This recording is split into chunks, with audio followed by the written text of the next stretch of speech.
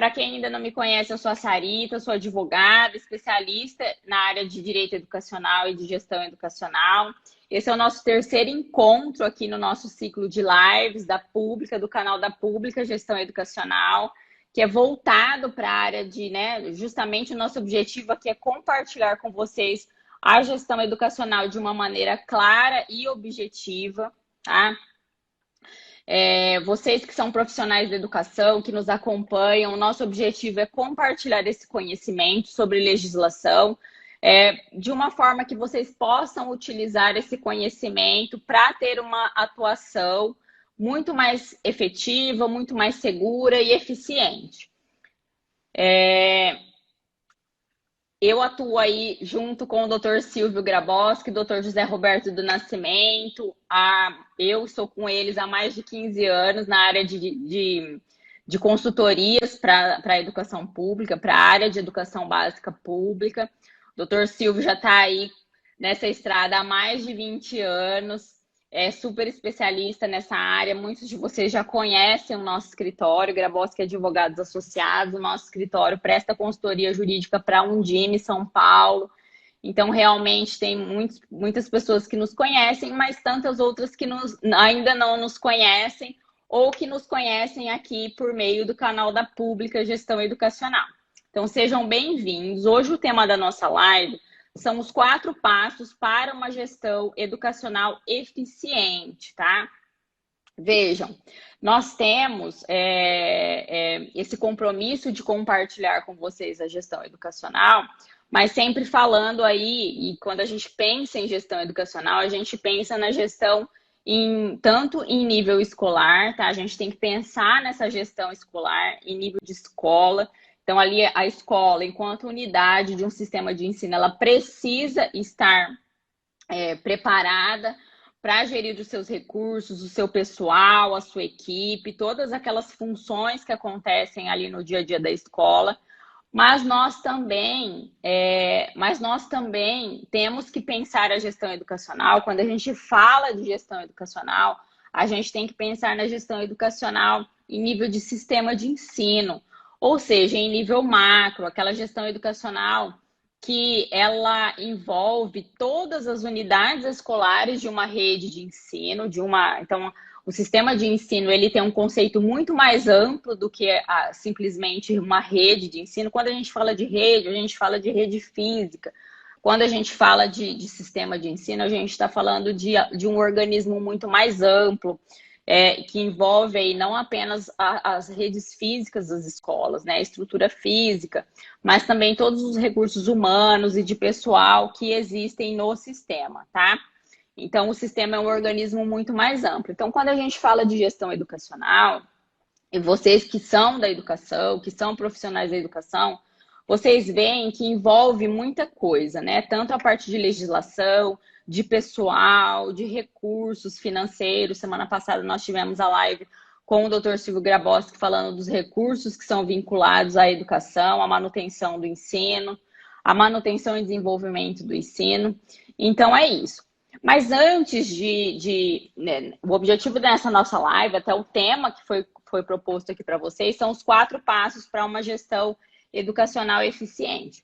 Mas antes, a gente queria, né, discutir um pouquinho com vocês sobre os desafios que os sistemas de ensino têm enfrentado no dia a dia. Pessoal, compartilhem aí com os amigos, quem está nos assistindo. Eu encerrei a live, comecei de novo. Vou pedir aqui, quem puder compartilhar esse conhecimento, encaminhe novamente para 5 amigos, por gentileza.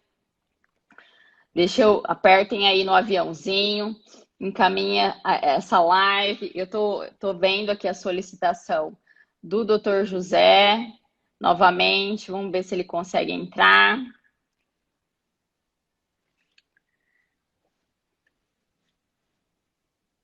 Obrigada, viu, gente, por compartilhar. Muito obrigada.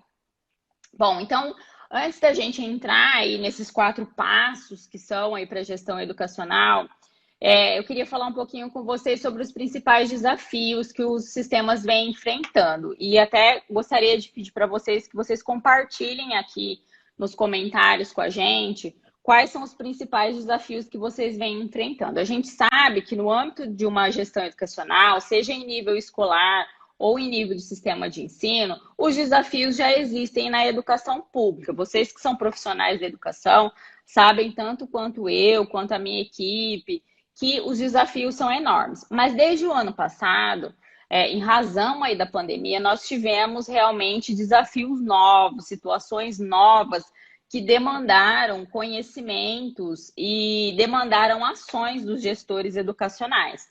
Então, aí nós tivemos em 2020 a pandemia da Covid-19, que ainda está se prolongando para esse ano. A gente não imaginava que esse cenário iria demorar tanto.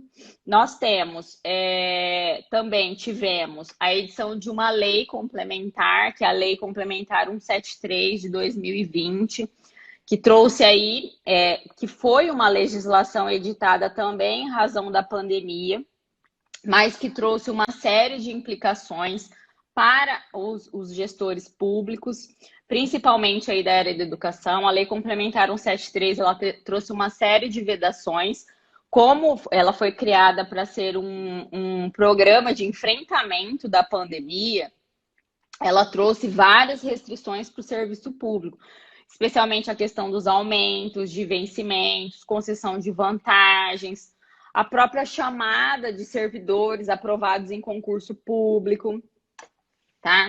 Trouxe uma série de questões aí que interferiram sobremaneira na atuação dos gestores educacionais, e principalmente dos gestores públicos educacionais, porque é necessário que haja aí o serviço educacional, ele não pôde ficar paralisado mesmo diante de um cenário de pandemia.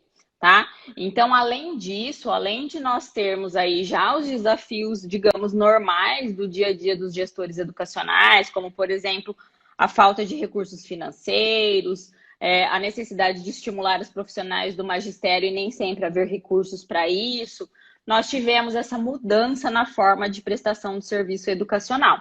Então, mesmo no cenário de pandemia, os gestores educacionais tiveram que se adequar para que o serviço educacional continuasse sendo prestado, continuasse sendo ofertado, mas de uma maneira diferente. E aí criamos, então, essas outras formas, como o ensino remoto. Agora a gente está vivenciando a questão do ensino híbrido.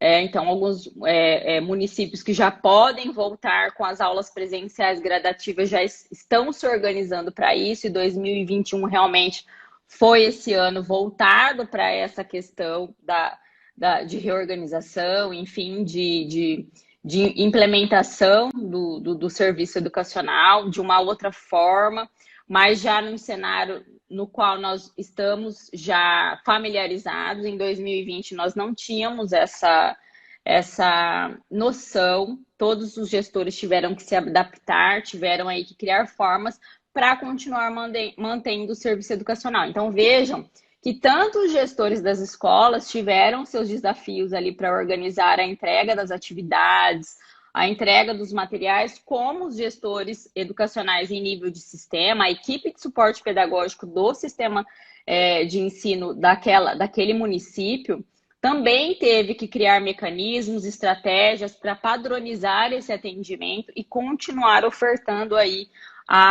o serviço educacional para os seus alunos, os alunos que integram ali aquela rede. Mas aí, pessoal, em 2021, a gente tem alguns desafios adicionais, digamos assim. Nós tivemos, em 2020, as eleições municipais para prefeitos. E o que isso ocasionou? Ocasionou para 2021 uma grande mudança na gestão das secretarias de ensino. Então, eu não sei se vocês que nos acompanham até compartilhem aí comigo, se vocês estão iniciando a gestão agora em 2021, ou se vocês já vêm de uma gestão, já tiveram alguma experiência em gestão educacional anteriormente. Mas, de acordo com uma pesquisa da Undime São Paulo, por exemplo, 70% dos gestores educacionais aqui no estado de São Paulo são gestores novos. Então, vejam o quão difícil é para esses profissionais que estão assumindo uma gestão educacional de um município, de um sistema municipal de ensino, num cenário pandêmico. Os desafios são muito maiores. Uma outra questão que aconteceu, um outro fato que aconteceu e que impacta agora na gestão dos servidores educacionais em 2021 é a lei do Fundeb, a vigência da nova lei do Fundeb. A emenda constitucional 108, ela foi aprovada em 2020. Entretanto, a sua regulamentação e a vigência do novo Fundeb, do Fundeb permanente, ela teve vigência agora a partir de 2021. Então, entrou em vigor dia 1º de janeiro de 2021 essa nova lei. E a lei trouxe algumas modificações em relação à legislação anterior. Inclusive, nós tivemos agora, até semana passada, até o dia 31 de março, o final aí do prazo para os estados e municípios implantarem o Conselho de Acompanhamento do Fundeb, o CACS-Fundeb. Então, o prazo era até 31 de março. Nós sabemos que alguns municípios, acho que não tem como a gente quantificar isso ainda, mas nem todos conseguiram implantar esse conselho de acordo com a nova lei. Entretanto, embora a lei federal, a lei 14.113, não tenha trazido nenhuma sanção, ela disse que esse conselho teria que ser implantado no prazo de 90 dias a partir da vigência da lei, ou seja, até 31 de março. Ela não trouxe nenhuma sanção para os municípios, para os sistemas de ensino que não implantarem os seus conselhos. Contudo, nós temos aí algumas obrigações, tanto em nível de pareceres junto ao CIGECOM, para a prestação de contas das ações, dos recursos do Fundeb, quanto perante ao Tribunal de Contas. Então, perante o Tribunal de Contas, aqui, pelo menos no estado de São Paulo, o prazo que é dado é 30 de abril para a emissão dos pareceres pelos conselheiros do Fundeb relativamente ao primeiro trimestre. Então, vejam a importância de se constituir esse novo conselho, porque é ele que vai assumir essa responsabilidade. E em relação à prestação de contas no CIGECOM, o Conselho do Fundeb ele tem a obrigação de emitir os pareceres em relação aos recursos do PNAT, do transporte escolar. Então, vejam que também nós temos prazos, tá? E isso vai acontecer agora em meados de maio, do mês de maio. Então, vejam que essa aplicabilidade da nova legislação do Fundeb, que veio a acontecer agora em 2021, que é um ano ainda no qual nós estamos vivenciando esse estado pandêmico, é uma legislação nova na qual os gestores têm que se atentar, têm que se adequar e tomar todas as providências. Além disso, pessoal, um outro desafio que nós temos aqui em 2020, especialmente aí os gestores educacionais, e na verdade toda a equipe, né, a equipe de profissionais da educação, é com relação ao IDEB. Nós tivemos aí Opa, peraí, estou recebendo aqui um recadinho do doutor José. Doutor, se você conseguir entrar, pede a solicitação aí que eu autorizo, tá? Aqui para mim não apareceu ainda nada. Apareceu de novo, vamos ver. Nós temos aí, já aceitei, tá? Vamos ver se o doutor consegue entrar agora. Nós temos aí, pessoal, também um grande desafio em relação ao IDEB. 2021 é um ano no qual o IDEB tem avaliação para aferição do IDEB. O último IDEB que nós tivemos, o Índice de Desenvolvimento da Educação Básica, ele aconteceu em 2019, tá? E agora, em 2021, nós temos esse desafio de ter a prova. O IDEB, sob a vigência do atual Plano Nacional de Educação, será a última avaliação que nós teremos do IDEB, tá? Então, nós vivenciamos em 2021 também um ano especial em razão da necessidade de avaliação dos alunos por conta do IDEB, o Índice de Desenvolvimento da Educação Básica. Então, para quem não conhece o IDEB, tá? O IDEB, ele mede a taxa de aprovação dos alunos, tá? Ele é calculado, ele é aferido através dessa taxa de aprovação de rendimento dos alunos e por meio de uma avaliação de conhecimento desses alunos, que é realizada pelo SAEB, o Sistema Nacional de Avaliação da Educação Básica. Antigamente nós tínhamos a avaliação pela Prova Brasil, acho que muitos de vocês se lembram disso, tá? Então nós também vivenciamos aí um ano atípico em razão do IDEB. E uma outra coisa muito importante que a gente falou muito ano passado foi em relação ao contínuo curricular. Né? Nós tivemos aí na nossa legislação, especialmente na Lei 14.040, que foi aquela lei de 2020 que desobrigou o cumprimento dos 200 dias letivos do ano passado, ela tratou do contínuo curricular, ou seja, a possibilidade de se juntar 2 anos ou séries. Então, essa questão do contínuo, em razão daquele estado que nós vivenciamos de paralisação total das atividades presenciais nas escolas, surgiu aí essa possibilidade. Embora a LDB, se nós aprofundarmos ali no texto da LDB, a LDB já dá aos sistemas de ensino a possibilidade de reorganização curricular, ela já traz essa autonomia, mas esse assunto foi muito discutido ano passado em razão da pandemia. E aí, quando nós tivemos a Lei 14.040 ratificando essa possibilidade, isso trouxe segurança para os sistemas de ensino. E depois nós tivemos, inclusive, ali a resolução número 2 de 2020, tá? Ali do final de dezembro, em dezembro, né, no final do ano passado, regulamentando também essa questão. Lá no artigo 4º, salvo engano, da resolução número 2 de 2020. Então, em razão de vários municípios terem adotado aí o contínuo curricular, 2021 foi visto como um ano no qual seriam recuperadas as aprendizagens. Então, nós fizemos uma previsão de que no final de 2020 essas aulas retornariam, como de fato retornaram em alguns sistemas de ensino, ainda que de forma gradual, ainda que de forma escalonada, tá?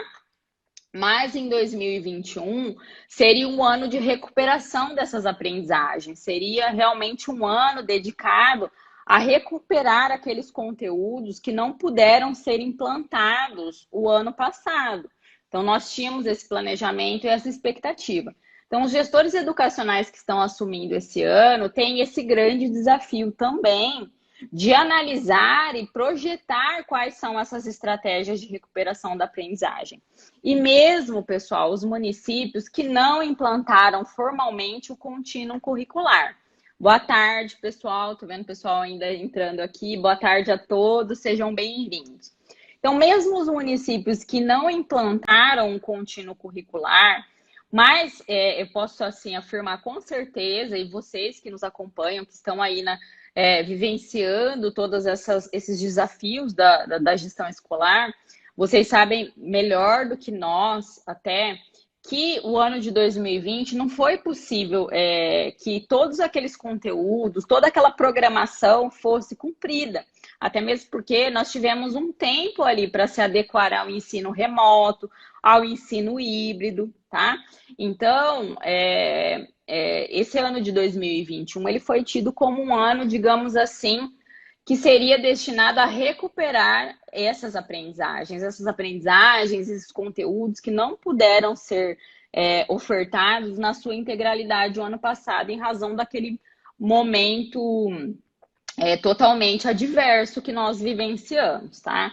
E aí, nós não podemos nos esquecer, pessoal, que a LDB, ela garante o direito do aluno à recuperação de aprendizagens. Lá na LDB, a gente tem tanto lá no artigo 12 da LDB falando sobre os estudos de recuperação para os alunos de menor rendimento, como no artigo 24 também. Deixa eu ver se eu anotei aqui. Acho que é o 24, isso, artigo 24, inciso 5, verificação do rendimento escolar, lá na linha E, obrigatoriedade de estudos de recuperação. Então, vejam que é direito do aluno ter a recuperação das aprendizagens. Então, mesmo que nós estamos vivenciando ainda um cenário pandêmico, ainda nós tenhamos algumas dificuldades, na verdade, a gente está vendo um agravamento da pandemia, que a gente não esperava. A gente esperava que esse ano já iríamos iniciar com o ensino presencial, pelo menos gradativo, escalonado, como de fato aconteceu em muitos municípios, em muitos sistemas de ensino. É, nós tivemos esse cenário ali no começo de janeiro, alguns municípios nos quais nós trabalhamos iniciaram até no final de janeiro as aulas presenciais escalonadas, outros iniciaram em fevereiro. Mas esse ano, então, de 2021, realmente é um ano que ele tem que ser dedicado e a gestão educacional precisa se preocupar, tem esse desafio maior de implantar estratégias aí para a, a para que haja recuperação dessas aprendizagens e que o direito do aluno seja realmente preservado, tá? Uma outra coisa, por fim, aqui, antes, eu acho que é muito importante a gente falar, principalmente tendo em vista que hoje o nosso tema aqui é sobre gestão educacional, a falta, um grande desafio que eu vejo para os sistemas de ensino é a falta de regulamentação, tá? Por quê? As equipes escolares, elas precisam ter procedimentos uniformes, procedimentos que sejam seguidos pela comunidade escolar.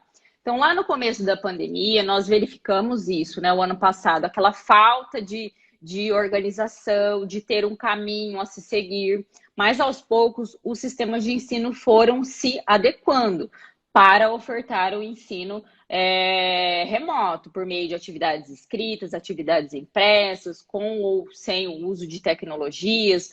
Foi utilizado aí as redes sociais, os recursos tecnológicos.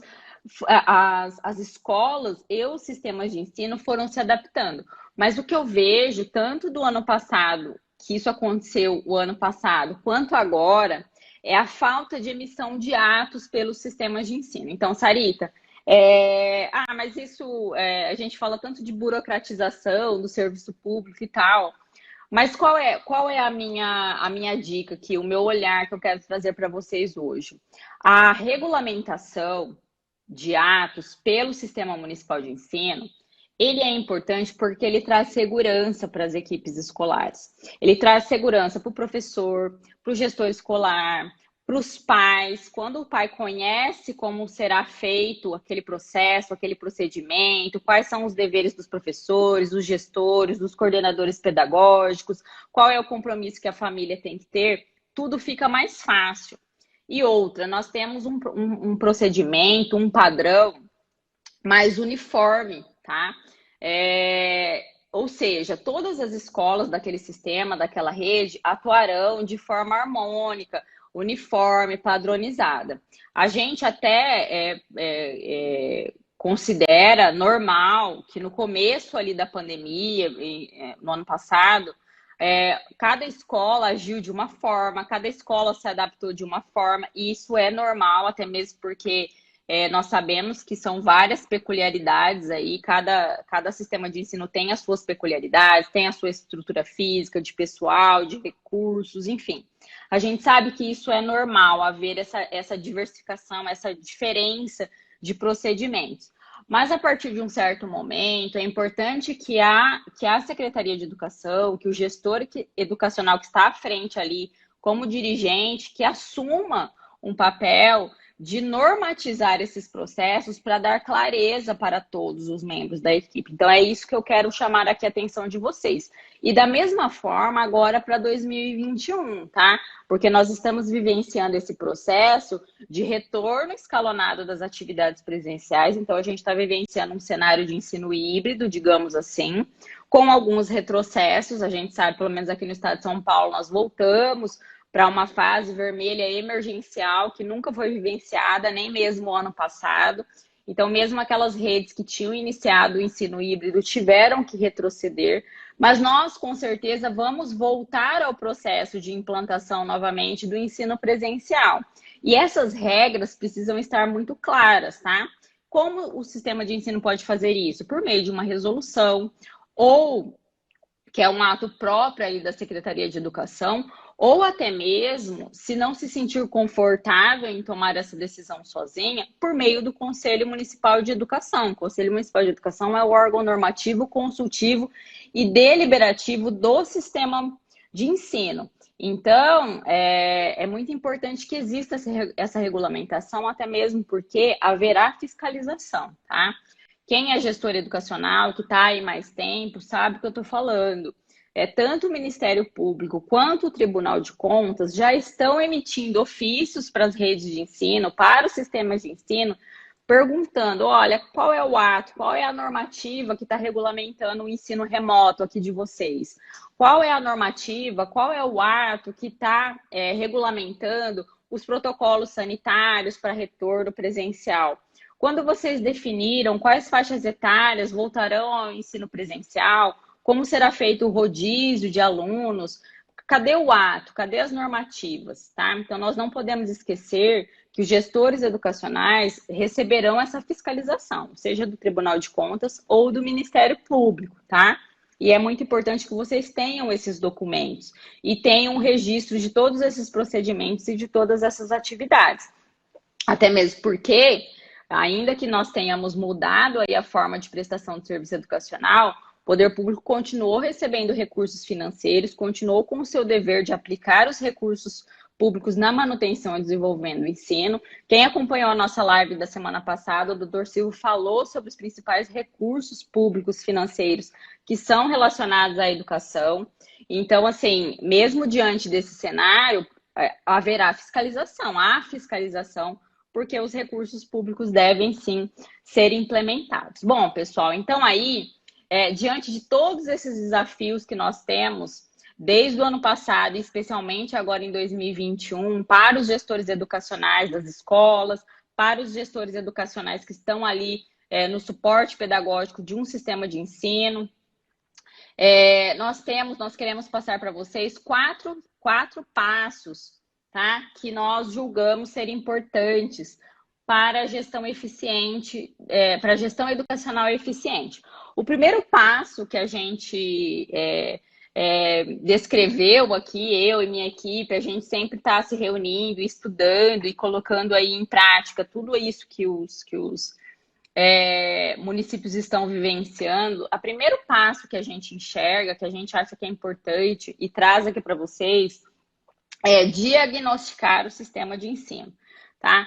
Então, sempre que um gestor educacional assumir aí uma rede de ensino, ou até mesmo aqueles gestores que já tiveram experiências anteriores à frente de algum sistema educacional e hoje estão retornando à frente desses sistemas, e até mesmo os profissionais da educação de maneira geral, é muito importante, pessoal, que tenham um diagnóstico completo do seu sistema de ensino.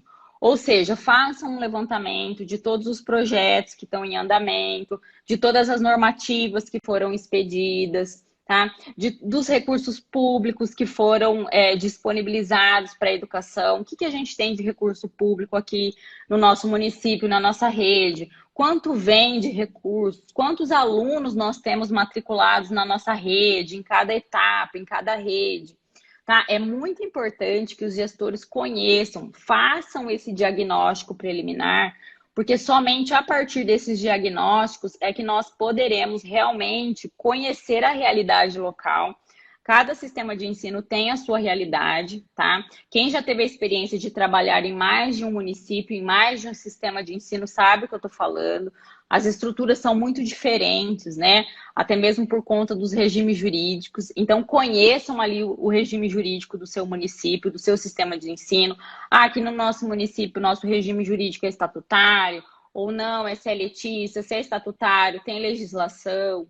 Quais são as normativas que foram expedidas aqui pelo departamento? Fazer um levantamento dos índices. Quais são os índices dos nossos alunos? Como que está o IDEB aqui da nossa rede?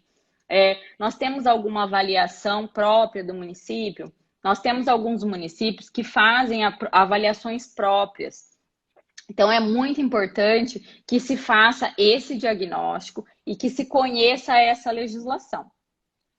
A Elis Regina está aqui perguntando se as normativas são feitas por cada município. Sim, tá?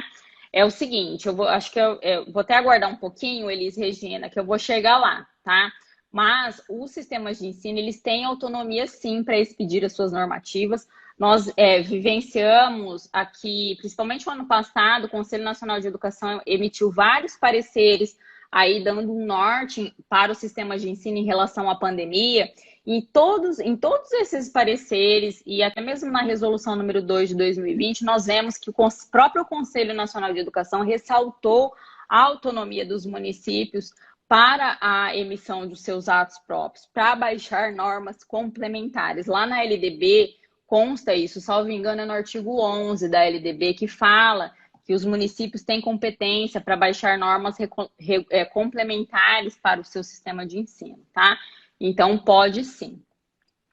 Bom, pessoal, um segundo passo para uma gestão educacional eficiente que eu quero trazer aqui para vocês é o seguinte: pontuar as demandas prioritárias, sejam as demandas da área administrativa quanto da área pedagógica. Então, o que acontece? Nós temos ali no âmbito do sistema de ensino, em nível de rede, falando ali de Secretaria de Educação, de Diretoria de Educação, uma equipe de suporte pedagógico, tá? Para dar sustentação, para auxiliar aí esse gestor educacional a implementar todas as ações. Mas é preciso reunir essa equipe, tá? Essa equipe de suporte pedagógico, todos os gestores, diretores de escola, os coordenadores pedagógicos, assessores, supervisores de ensino, e aí as denominações são variadas, cada sistema de ensino utiliza uma denominação, então é muito importante que esse gestor que está à frente da Secretaria de Educação, ele reúna essa sua equipe e faça, a partir daquele diagnóstico que seria o primeiro passo, faça aí, de fato, pontue de fato, efetivamente, quais são as demandas prioritárias, tanto da parte administrativa quanto da parte pedagógica, tudo bem? Então, esse seria o segundo passo, pontuar as demandas prioritárias tanto administrativas quanto pedagógicas, e isso a partir de reunir essa sua equipe. É verdade que acabar com... Não entendi. Esse Plano Nacional... o PNAE, tá? O PNAE. Não, bom, eu pelo menos não tenho nenhuma notícia em relação ao PNAE, tá? Deixa eu ver aqui se tem mais alguma coisa. Censo escolar está perto, isso mesmo. É agora em maio, né? Isso mesmo. Pessoal, o terceiro passo, então, para uma gestão educacional eficiente, o que seria? Criar um sistema que dê suporte a essas ações. Então, uma vez que se fez o levantamento de todos os dados do sistema de ensino, que reuniu a equipe, traçou as estratégias, traçou as ações pedagógicas e administrativas, o gestor educacional ele precisa dar suporte a essas ações, estruturar, criar um sistema que faça com que essas metas, com que essas ações que foram traçadas, para que elas se efetivem. Aqui eu vou dar um exemplo para vocês. Vamos supor que a gente está vivenciando aí essa questão do ensino híbrido. Muitos professores, e aí a gente tem aí vários tipos de metodologias para a implementação do ensino híbrido. Tenho até aqui ao vivo aí pessoas especialistas nessa área, na parte pedagógica. Então, a gente tem acompanhado que os professores têm muitas dúvidas em relação a isso. Como fazer com que esse ensino híbrido funcione, já que alguns alunos estarão presencialmente e a outra parte dos alunos não estarão? Quais são as metodologias que a gente pode utilizar? Então, os profissionais estão com muitas dúvidas em relação a isso. Então, vamos supor que essa seja uma estratégia a ser implementada pelos sistemas de ensino. O que precisa, e aí a equipe se reúne e pontua que é preciso de uma capacitação, é preciso contratar uma capacitação para os professores, eles estão com muitas dúvidas, a equipe talvez não esteja preparada, as equipes não estejam preparadas para implementar esse ensino. Mas aí não adianta só pontuar que essa é uma diretriz, que isso é uma necessidade do sistema de ensino. É preciso dar efetividade a essas ações. Como? Para contratar uma capacitação, no âmbito do serviço público é preciso licitar, tá? Nós precisamos verificar se tem recursos financeiros. Então, há recursos para implementar aquela ação? Sim, há recursos. Como será feita essa contratação? Precisa fazer um procedimento licitatório. Qual é preciso ver. Então, o gestor educacional ele precisa verificar ali com a administração local quais são os recursos financeiros, os recursos humanos e até mesmo os recursos tecnológicos que deverão ser necessários para efetivar aquela ação, aquela diretriz, aquele projeto que foi definido, tá? Porque a gente sabe que no serviço público a gente tem regras para serem seguidas, por exemplo, a parte de licitação. Então, não é simplesmente ir lá e contratar uma capacitação, tem todo um procedimento que precisa ser observado. Então, o terceiro passo do gestor educacional é criar um sistema, criar um mecanismo que dê suporte para que aquelas ações que foram definidas, aquelas metas que foram definidas, para que realmente elas possam ser implementadas. E o quarto passo, pessoal, que eu vejo que é realmente desafiador, mas que é super necessário para que os gestores educacionais tenham uma gestão eficiente, segura, é conhecer a legislação. A Elis Regina fez a pergunta agora há pouco, eu falei que eu respondia mais à frente. É o seguinte, conhecer a legislação. E qual legislação? Qual seria o básico dessa legislação? Aqui eu digo para vocês que seriam as legislações nacionais principais que nós temos em relação à educação. Então, é indispensável que o gestor educacional conheça a LDB, conheça a Constituição Federal, conheça, por exemplo, o Estatuto da Criança e do Adolescente, tá? Então, são leis nacionais, leis que regulamentam o sistema educacional do nosso país. Então, não tem como gestor educacional agir, ter uma atuação segura e eficiente se não conhecer a legislação nacional, tá? E aí eu pontuo essas principais legislações. A Constituição Federal, obviamente, que é a nossa lei maior, mas também aí a LDB, o Estatuto da Criança e do Adolescente, poderia dizer do Plano Nacional de Educação, tá? São leis super importantes e que regulamentam aí a educação do nosso país. E além disso, pessoal, além de conhecer a legislação nacional, é muito importante que os gestores educacionais também conheçam a legislação do seu próprio sistema de ensino, tá? Por quê? E aí eu entro aí na resposta para a Elis. Os sistemas de ensino, perante a nossa Constituição Federal e perante a LDB, eles têm autonomia. E eles podem baixar normas complementares para a organização do seu sistema de ensino. Então, sempre que que um gestor educacional não encontrar na legislação nacional, na legislação federal, alguma norma específica, encontrar apenas uma diretriz, nada impede que o Sistema Municipal de Ensino baixe normas complementares para o seu sistema, tá? E no âmbito do sistema de ensino, do Sistema Municipal de Ensino, nós temos leis muito importantes, como, por exemplo, o Plano de Carreira do Magistério, tá? Então, tanto os profissionais da educação precisam conhecer o seu próprio plano, tá? O seu plano de carreira, como os gestores educacionais que estão à frente da educação municipal, até mesmo para planejar as ações futuras e também responder às demandas do dia a dia, dar suporte para a equipe escolar, para os profissionais da educação, sempre que houver algum questionamento, tá? Então, o Plano Municipal de Educação Plano de Carreira é muito importante.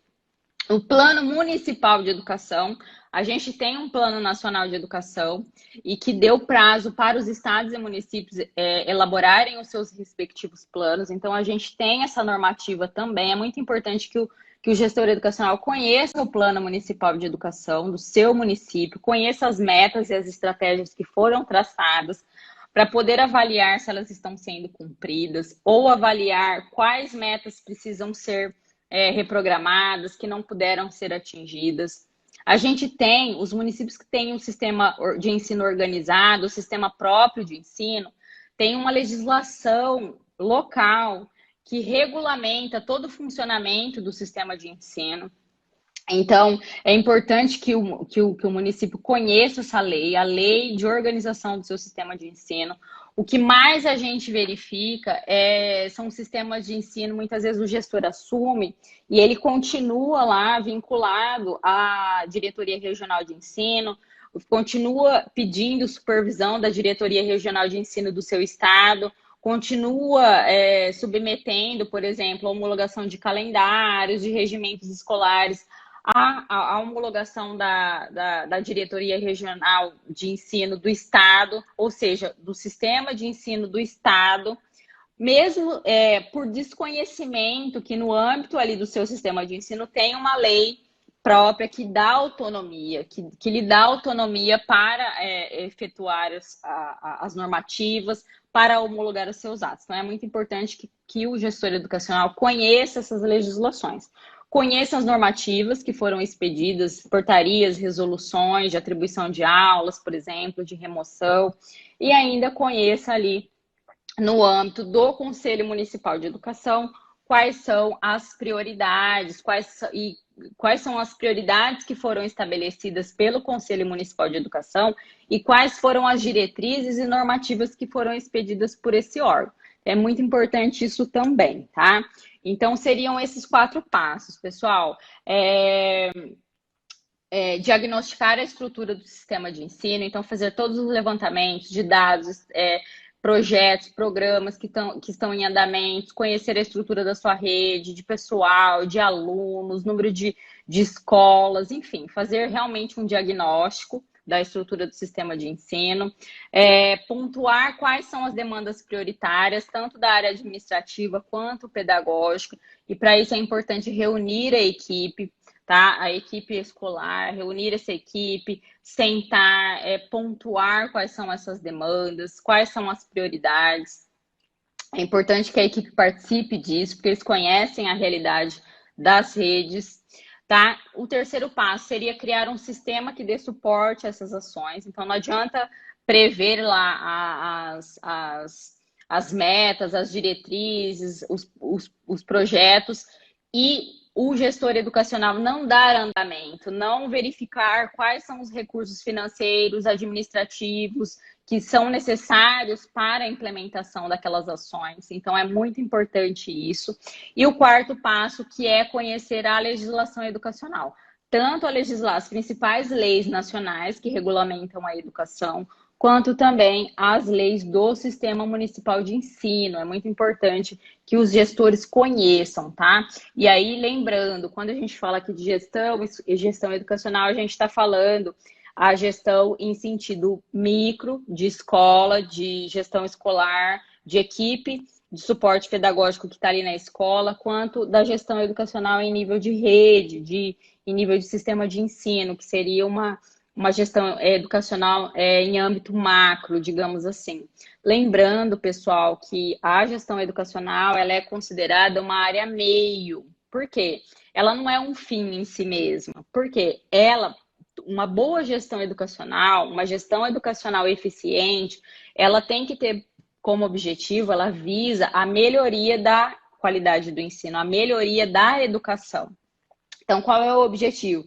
A educação, a qualidade do ensino. E a gestão educacional é esse veículo, é essa área meio que dá suporte para que se concretize essa finalidade da educação, do serviço educacional, do serviço público educacional do nosso país, que está ali garantido na Constituição Federal. Estamos na luta para conseguir que a gestão faça o nosso plano de carreira e cargos e salários que ainda não temos. Vejam, gente, olha aqui o depoimento da Elis Regina, a Elis lá do Piauí, né, Elis? Pelo que eu me lembro aqui que você colocou. Um sistema de ensino que não tem ainda, em 2021, plano de carreira para os seus servidores. Vejam, pessoal, como que é importante ter à frente aí da gestão educacional pessoas realmente comprometidas e conhecedoras da legislação educacional. A Constituição Federal, a LDB, a Lei 11.738 de 2008, que regulamentou o piso do magistério e a jornada lá de 2/3, 1/3, ela garante todas essas leis nacionais, leis federais, Constituição Federal, garantem o plano de carreira para os profissionais do magistério. O plano de carreira ele é tido como um instrumento de valorização profissional. Então, é realmente inadmissível que ainda existam sistemas que não tenham esse plano de carreira, que esse plano de carreira seja um plano que esteja atualizado, tá? Como os prefeitos fizeram para prestar conta do PNAT, se não houver deslocamento dos alunos. Então, houve algumas regras aí em relação aos recursos do PNAE e do PNAT, pessoal, para reprogramação de recursos, tá? Então, tem toda uma legislação específica que regulamenta tanto o PNAE quanto o PNAT, e houveram normas aí que regulamentaram a utilização desses recursos e que também trouxeram medidas excepcionais para a utilização desses recursos, inclusive com a questão da reprogramação, tá? Obrigada, pessoal, muito obrigada. Deixa eu ver aqui, pessoal, se a gente tem mais alguma questão aqui. Deixa eu ver aqui. Vocês têm mais alguma dúvida? Estamos na luta para conseguir os nossos prefeitos que não fizeram, para prestar contas do PNAE. Essa questão do PNAE eu não estou sabendo, tá? Que querem acabar com o PNAE, eu confesso que eu não ouvi nada nesse sentido. O doutor José Roberto pedindo desculpas que não conseguiu entrar. Doutor, a próxima, a gente vai marcar uma live só para o doutor conversar com o pessoal, viu? Pode ter certeza. Pessoal, vocês têm mais alguma dúvida? Me mandem, por favor. Eu quero, só para finalizar, falar com vocês uma coisa. Esse final de semana, na verdade, semana passada, falando um pouquinho aí de gestão escolar, só para a gente finalizar, eu vi que tem um documento, o Conselho Nacional de Educação está com um documento que está em estudo, na verdade, pelo Conselho Nacional de Educação, que visa, deixa eu achar aqui para vocês, que eu até anotei, que visa implantar a Matriz Nacional Comum de Competências do Diretor de Escola. Falando aí um pouquinho sobre gestão escolar, vários países estão fazendo estudos em relação à importância da gestão escolar para o resultado aí da educação, tá? E nós tivemos o ano passado, em 2020, a publicação da Base Nacional Comum para a formação de professores. E agora, no final de 2020 também, foi encaminhado pelo Conselho Nacional de Educação um documento que é um estudo, ainda está em fase de estudo, ele está em fase de consulta pública para instituir a Matriz Nacional Comum das Competências do Diretor de Escola. Então, vejam como tem a educação, aí a legislação educacional e todas essas, até mesmo o Conselho Nacional de Educação tem caminhado para dar um olhar melhor, para reconhecer a importância desses profissionais, os gestores educacionais das escolas, tanto no sentido de dar suporte para esses profissionais, para eles se aperfeiçoarem, se capacitarem, quanto também na parte de formação, tá? Lá na parte de formação inicial, dar um tratamento melhor para quando esses profissionais da educação eles ingressam nesses cargos ou funções de diretor de escola.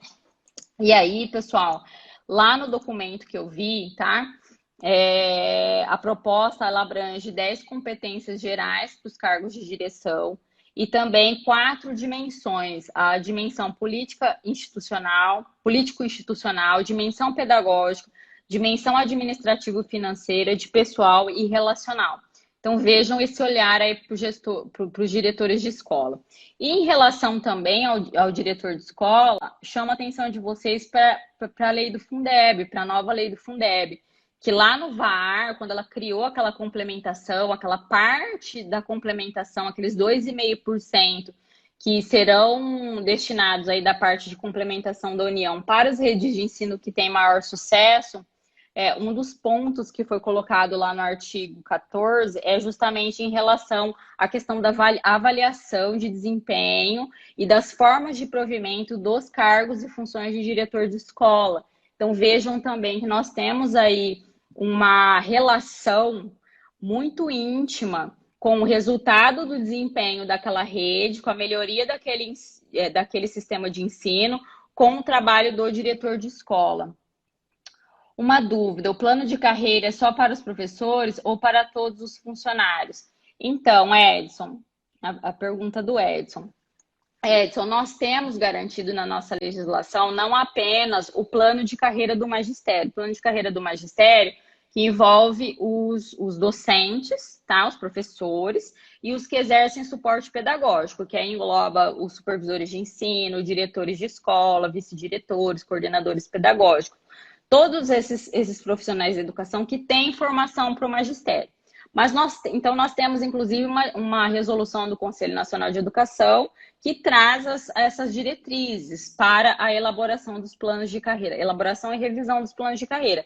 Mas nós também temos uma resolução específica para os demais profissionais da educação, tá? Que trabalham na educação. Qual é o problema disso? Qual é a dificuldade? A gente vê normalmente, e é mais comum, os planos de carreira do magistério, dos professores e da equipe de suporte pedagógico. Dos outros profissionais, não. Por quê? Porque muitos cargos que a gente encontra aí na educação, por exemplo, secretários de escola, auxiliares de limpeza, enfim, motoristas, por exemplo, motoristas de transporte escolar. Nem sempre aquele motorista, ele fez um concurso específico para a educação. Às vezes o concurso público dele foi para motorista, não motorista da educação. Então, o motorista, às vezes vários motoristas ingressaram no mesmo concurso público, mas alguns foram destinados, por exemplo, para a saúde, outros para o gabinete do prefeito, outros para assistência social, outros para a educação. E também não foi exigido desses profissionais a qualificação técnica, tá? A gente tem visto agora, principalmente com a lei do Fundeb também, com a nova lei do Fundeb, a necessidade de que esses profissionais tenham a qualificação técnica, tenham um curso técnico. Então, muitas vezes não foi exigido desses profissionais que eles tivessem essa qualificação. Então, Edson, a gente encontra essa dificuldade de organizar a carreira desses profissionais de apoio, digamos assim, embora nós tenhamos diretrizes aí, até mesmo do Conselho Nacional de Educação, para que esses profissionais tenham seus planos de carreira, mas a gente encontra uma certa dificuldade de operacionalizar em razão de que esses profissionais não prestaram concurso específico para a educação. Então, inclusive, ele pode até ser remanejado, dependendo do concurso que ele foi, se precisar, é motorista, mas de repente, se precisar em outro setor, ele pode ser lotado em outro setor, em outro departamento da prefeitura. Como também não foi exigida essa qualificação técnica, tá? Pode ser que a partir de agora, a partir dessa legislação do Fundeb, nós consigamos aí implantar esses cursos, tá? Até mesmo há uma escassez desses cursos, tá? É justamente em razão disso que a gente encontra essa dificuldade. Os planos de carreira são para os professores e funcionários, podendo ser um plano. Isso, olha, a Nadi Mello está dizendo que pode ser um plano único para os profissionais do magistério ou planos de carreira separados. Isso mesmo, é possível sim, tá? Fazer o plano. Normalmente são feitos planos separados em razão aí dessas peculiaridades, mas é possível, tá, Edson? É possível ter esse plano de carreira para esses profissionais de apoio escolar, que a gente verifica às vezes uma dificuldade, tá? Os demais servidores da prefeitura, eles também têm direito de carreira, né? Quando a gente fala de serviço público, a gente espera que o profissional ele faz um concurso público, que ele não fique ali estagnado. Então, todos os servidores públicos, independentemente da educação, o correto é que eles tenham um plano de carreira. Então, eles ingressam com um nível de conhecimento, com uma titulação no serviço público, e ao longo da sua carreira pública, eles vão alcançando níveis de vencimentos, níveis remuneratórios mais elevados, mas também é exigido desse servidor experiência, qualificação técnica. Esse servidor, espera-se dele que ao longo da sua carreira pública ele evolua tecnicamente e também evolua remuneratoriamente, tá? Então, assim, é uma evolução técnica e remuneratória. Então, o ideal, o correto é que todos os servidores tenham aí O Edson está dizendo que no município dele ainda estão estudando o plano de carreira, como a Elis também. A questão da direção não ter formação técnica foi indicação política. Isso é uma das coisas que a gente tem visto aí com a legislação do Fundeb, que quando ela reconhece aí a necessidade de valorização dos municípios das redes de ensino que atinjam melhores índices e fala dos gestores educacionais, ela fala da avaliação, da questão da avaliação, e ela fala de cargos e funções. Então, a gente tem feito aí uma interpretação de que não está mais, vai chegar num ponto em que os cargos em comissão de livre nomeação e exoneração pelo chefe do Poder Executivo, aí, pelo menos na educação, e aí especificamente em relação aos diretores de escola, vai chegar uma época que isso vai se tornar inviável, porque até mesmo a premiação das redes está vinculada a essa avaliação do diretor de escola, a essa forma de provimento que ele tem. A Bonada tem legislação? Não tem, tá? Assim, não tem legislação nacional. A Bonada, pessoal, não é um direito, uma garantia que está prevista numa legislação nacional, numa legislação maior. Ela está prevista em cada legislação local. Então, por exemplo, o direito de férias, só para exemplificar, o direito de férias, ele está previsto na Constituição Federal. Então, ele é um direito de todos os trabalhadores. Então, não adianta o município não garantir esse direito de férias, porque é um direito constitucional. A abonada não é um direito que está previsto dessa forma. Ela é um direito que está previsto em legislações locais. Por isso que alguns municípios, alguns sistemas de ensino têm essa garantia das abonadas e outros não têm. Pessoal, para encerrar aqui, obrigada, Edson. Hoje, com o novo Fundeb, os profissionais de apoio para receber o novo Fundeb têm que ter o curso técnico e, se for professor, em desvio de função. Tá. Aí ele está falando aqui da questão de ter a qualificação técnica para receber dos 70% do Fundeb, tá, Elis?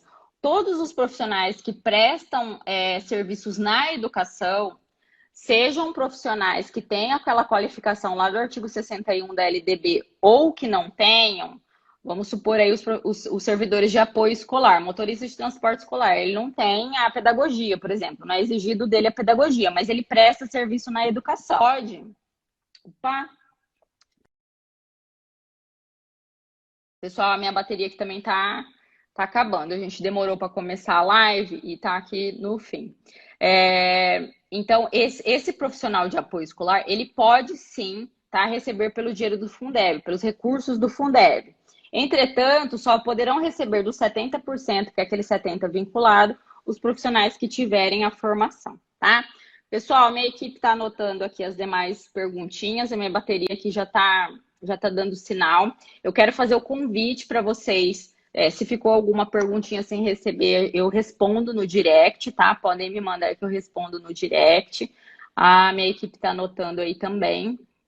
Muito obrigada por essa tarde. Desculpem aí o transtorno, o doutor José não conseguiu entrar, mas eu prometo para vocês que a gente vai fazer uma live com ele, para ele apresentar aqui todo o conhecimento dele, toda a expertise que ele tem de tantos anos de educação básica pública. Vou deixar o convite para a próxima segunda-feira, às 15h15. A gente vai ter uma super live com o Dr. Silvio Graboski e com o Dr. Luiz Antônio Mota, tá? Eles vão falar de um tema que eu tenho certeza que vocês gostam muito, que é sobre os profissionais do magistério. Então, o tema da live é como valorizar o profissional do magistério, quais são as garantias mínimas. Então, eu vi que teve algumas perguntas aqui relacionadas ao plano de carreira, relacionada a essa questão do pagamento desses profissionais, da valorização. O plano de carreira é um desses direitos garantidos. Então, vocês que desejam conhecer, se aprofundar mais sobre esse tema, fica aí o nosso convite para a próxima live. Tudo bem? Muito obrigada. Desculpem aí o transtorno. Desculpem o transtorno. Obrigada por vocês participarem. Esperamos vocês, então, na próxima semana, na próxima segunda-feira. Um beijo. Adorei estar com vocês. Até a próxima.